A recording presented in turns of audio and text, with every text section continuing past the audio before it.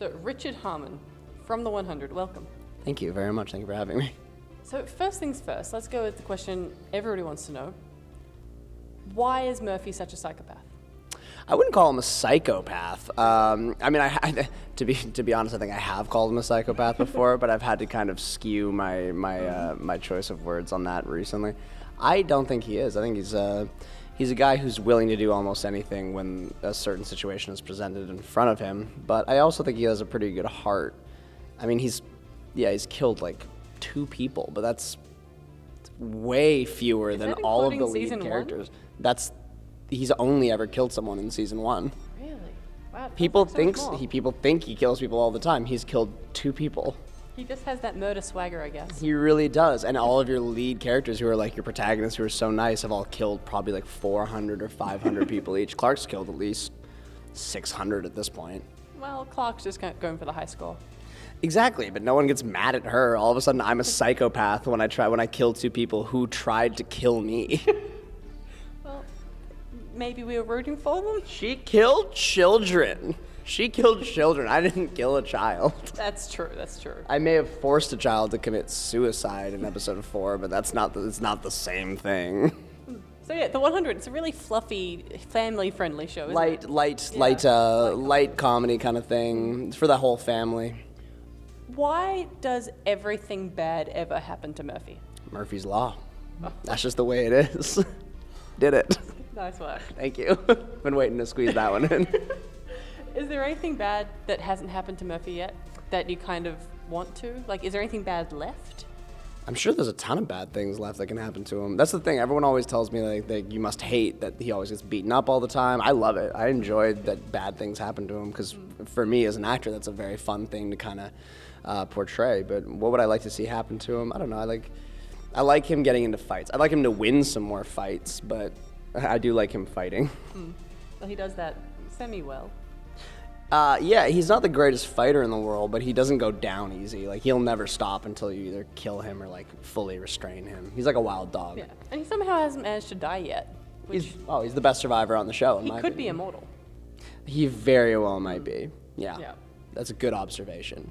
Now, speaking of not immortality, the elephant in the room. Oh, no. I'm so sorry. But there's been just so much controversy surrounding the 100 recently. Do that to me? What's your question exactly? What are your thoughts on the fallout from that? You mean kind of a bit of the backlash that we've been experiencing? How the internet kind of has exploded, but then banded together afterwards? Oh, you're putting me on a real, sorry, man. real thing here. Don't want to get in trouble in any way. You can't say no comment. Well, no, I'm not going to say no comment. I'm going to say what I feel. I stand by my show, and if anyone took what the show did in a negative way. I mean, it's a dramatic show. It's supposed to kind of elicit emotion from you. So clearly we did that well. I think what people have a problem with is that maybe they felt a little bit too much and were connected a little bit too much to some of the characters and some of the things that happened. And I'm sorry if that hurt some people. Obviously that was never kind of the intention, but I don't think what we did was necessarily wrong, or at least all I'm going to say, I know we never intended it. But while they may be kind of a very passionate mob, they still did raise $110,000 for charity. Exactly. That's the wonderful thing about all this, is that there is that. Like, and what's the worst thing that happened is that you lost a character on a television show. The good thing that happened is that you actually raised a ton of money for a legitimate, real-life thing. And banded together. So, I mean, I don't think there's that much that bad things happened out of this. So I'm sorry if people are hurt, but I think there's probably the good has outweighed the bad, and I might get in a ton of trouble for saying that right now. So thank you. I think you'll be fine. But going to a slightly lighter thing, there's been so many creative deaths on the show. Yeah. If you could kill a character in the most creative way you can think of, how would you do it? Do I have to choose a character to kill? You can if you wish, or you can create Jake, the lovable scamp who is about to die. I always hated Jake, though. Yeah, he's a joke. I would love to see him go. I'd say I'd probably have them go by way of... you know what, going back to earlier for you, I want Murphy to kill another person again, again now. Probably for a good reason, though, this time.